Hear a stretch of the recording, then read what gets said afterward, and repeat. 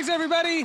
Welcome to Build. I'm your host, Ricky Camilleri. Currently running on Broadway, there is the hit musical adaptation of the classic movie Pretty Woman, starring our next guest, Andy, Karl, and Orfeh. Give them a round of applause. Thank you so much for being here. Congratulations on this show. Thank you very much. What is it like? What is the stress like adapting a classic work into something else? If you'd asked me a long time ago, I might have an answer. I don't have any more stress because it's the only thing anyone ever hires me to do. I've only ever done musical adaptations of famous major films. And when I did the first one, I was too young to realize it was a thing. So What was the first one? Footloose. Right. And I think that kind of set off a chain reaction. And then Andy started doing movie to musical adaptations. And I just think it's kind of really normal now for us. So. Yeah, I mean, it's stories any way you slice it. They just happen to be well-known stories that have Really been well-known. adapted to film, so everybody has them in their consciousness, or a great deal of people have them in their consciousness. So what do you do with that?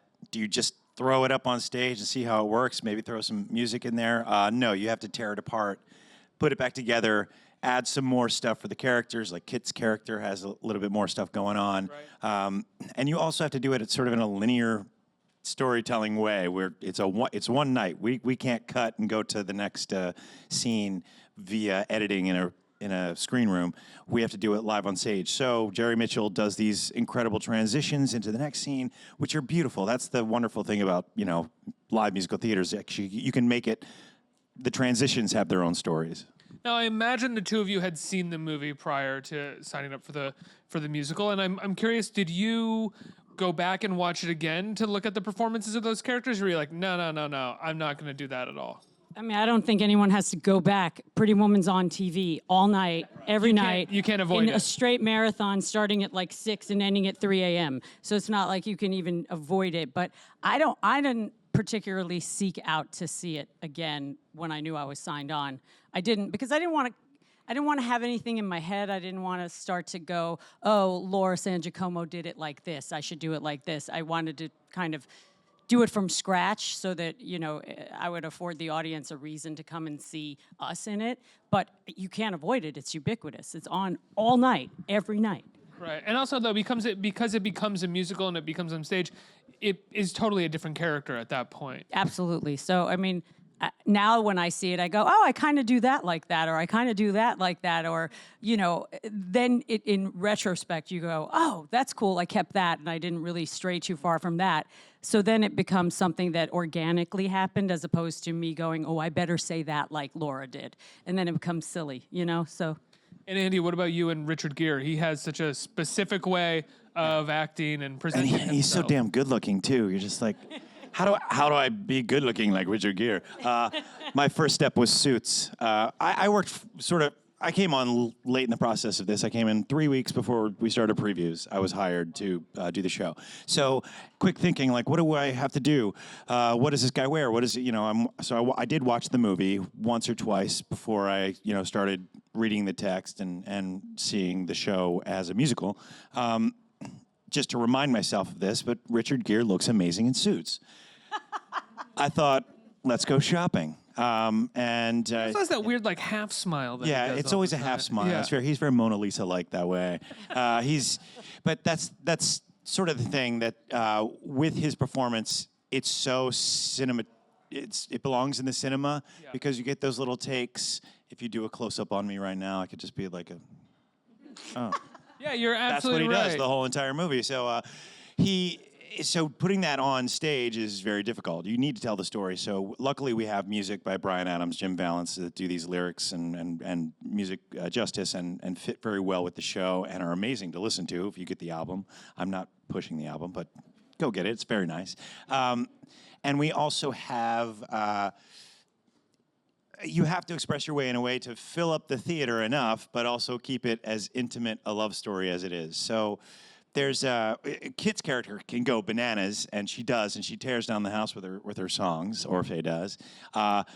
the internal struggle of Richard Gere's Edward Lewis, it's more internal. It was tricky riding that line of how much internal process can the audience take without like it just looking like a bland performance the entire show. So I found the highs and lows. It's a journey. That's true because so much of the charisma of his performance in the film is the fact that it's kind of bland and for the camera alone. I think it's intentionally a bland performance. He's kind of a blank slate through the majority of the movie. I think Julia Roberts came and saw the show and said, I have the hardest job in the show. Because, Yeah, I mean, now because Richard apparently would complain every day he's a walking suit on the set of the movie. So, it was like, okay, yeah, I wanted the suits, but I also knew that there's an urgency to this character. He's looking for something he doesn't know what it is. So how does that portray in this rich guy's performance?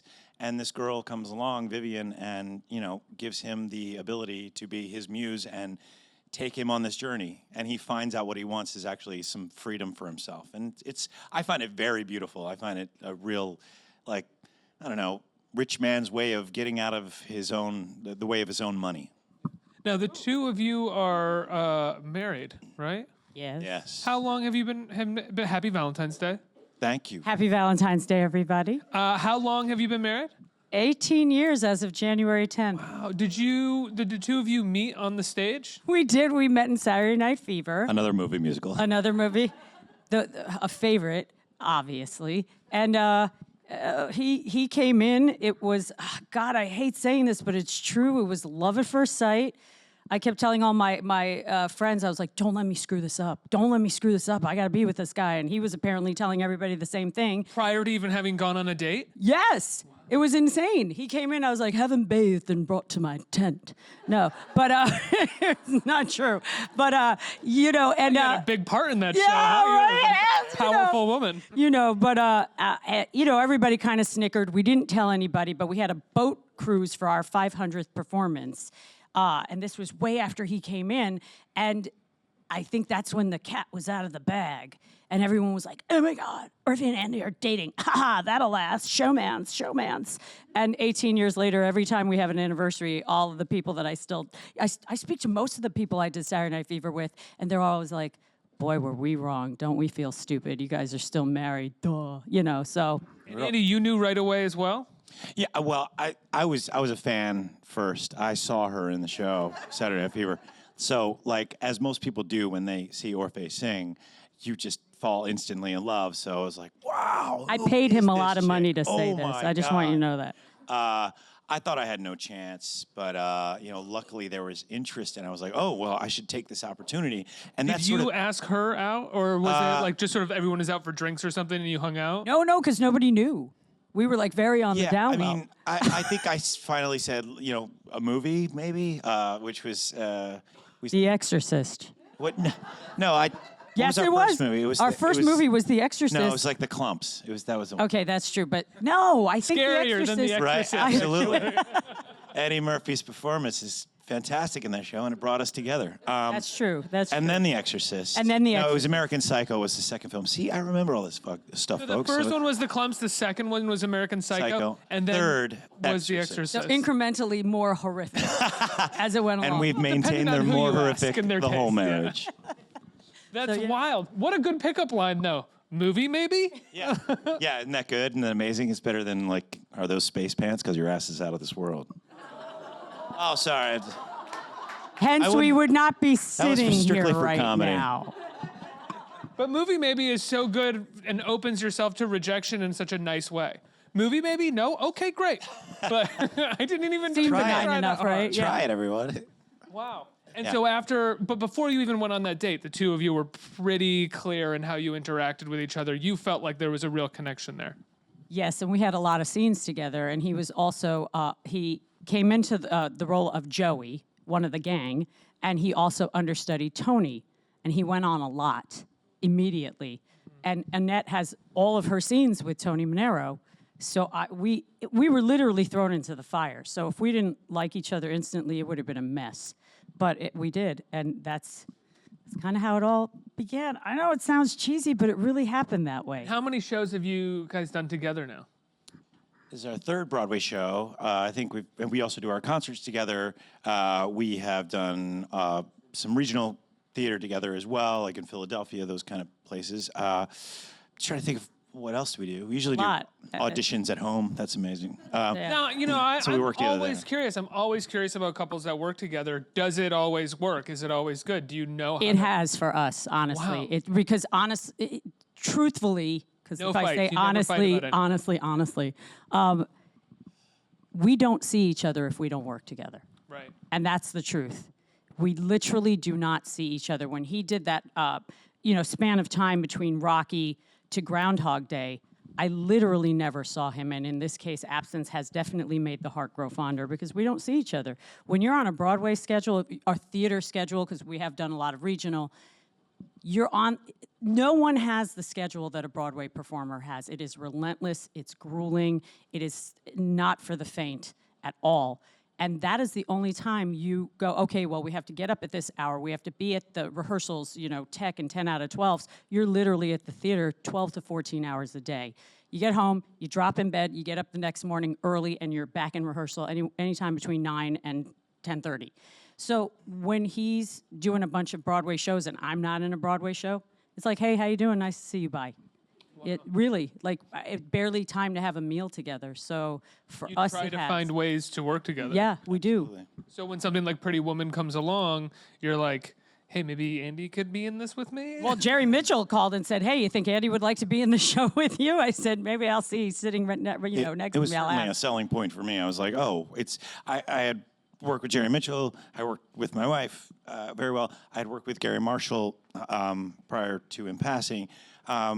And I had seen the show in Chicago, so I felt like half my friends were in the cast, so it was a very easy decision. I was like, oh, wow, I get to actually work with my wife for the next however long, it's a blessing. It's like, it's also, the way that we work is fantastic because when one of us is like down, the other one's like up and like, let's go. For me, I mean, I would not be where I am without her input every day in my life as just a. Every good man says that about the woman that they're with. But it's so true. It's like, if there's any chance of me saying, no, that's not true, it's like, just take a look back at, 18 years ago where you were and where you are now. So. I was a star then, and now I'm not. Oh, please. We're all stars. As we did say, it was Valentine's Day, and I think to celebrate a little celebration of Valentine's Day, I think Andy brought something for you. What did I do? Like I didn't do anything. Oh my God! To do this in front of a You live thought I studio forgot. audience. Oh my God, this is so embarrassing. Happy Valentine's Day. Oh, this is so nice. Thank you. Oh, they smell really good. They're real. Oh, these are awesome. I hope they're real. This is a live studio audience. Exactly. That's, I didn't do it just for the live audience. So, no, we woke up this morning. We rarely celebrate Valentine's Day because, every day to be together is fantastic. And, it's kind of like when we get vacations. I'm going to have to walk off the set. We get vacations together. It's like, it's amazing. When we work together, it's amazing. So, I mean, until the last minute, I was like, it's Valentine's Day. For God's sake, get this lady some roses. I mean, something. You can put them on the floor. One of those strange things when you're in a really great relationship, like the idea of celebrating Valentine's Day becomes like, oh, it's Valentine's Day. Kind of completely forgot because every day is pretty awesome, and I don't have to look forward to celebrating a good day because all the days are pretty great and we celebrate them. I guess, but guys, I mean, if you just remind yourself, or anybody, your partner, just remind yourself, it means a little something. She'll hit me in the back of the head later for this. What were you doing? I'm so embarrassed. Don't be embarrassed. I am. But thank you. They're beautiful. They're beautiful. They loved it, so I'm happy. Well, that's who really counts, right? The audience. Exactly. Always. Our world. I think we have 2 questions from the audience. Right here. Hi. Oh, hey. Hi. I wanted to ask, how was it different working on different Broadway shows together compared to this one that you guys worked on? Good question. They're all equally as difficult physically. I think this one's really, really fun because it's a very close-knit cast, literally. It's not like, oh, we're pretending to be nice and pretending to love each other. This one is a really close-knit cast, so it's fun to go to work. Saturday Night Fever, obviously, was a lot of fun because it was new and fresh, and oh, who's this guy? This is cool. And Legally Blonde, I gotta always try to think to remember, but it was really fun to get to actually be on stage together for Legally Blonde, and you had the dogs, so that was a really good experience too. So, Yeah, I think Saturday Night Fever, we worked together a little. We were in scenes together, or most of our scenes were together. Legally Blonde, I was like UPS guy and the ex-boyfriend, so we did scenes together. This show, we do nothing on stage together at all, which is it's odd. But I see her backstage all the time, so I feel like I'm working with you, but I'm not working with you. One more question. Hi there. Hi. Hey. hi. Hi. So I know you guys are both big dog fans, and I know that you adopted Bruiser after Legally Blonde. We did. Do you have any plans in the future for more dogs? We have 3 more at home. Tell me Our about Bruiser, dogs. we had 4. Bruiser unfortunately went to heaven on Memorial Day. My boo-boo. He was 13 and a half, and he was very sick, but he lived a very long, healthy life for a sick dog. So, but we still have 3 at home. I always want to bring another one home. He puts the kibosh on that because he's like, there's no more room for us in our Manhattan apartment. But yes, absolutely, absolutely. Guys, I love the show. Congratulations. you. Happy Valentine's Day. Thank you. Happy Valentine's And Day to congratulations everybody. on 18 years together. Thank you. Please give a big round of applause for Andy, Thank Karl, and you. Orfeh. Let's hear it. Thank you.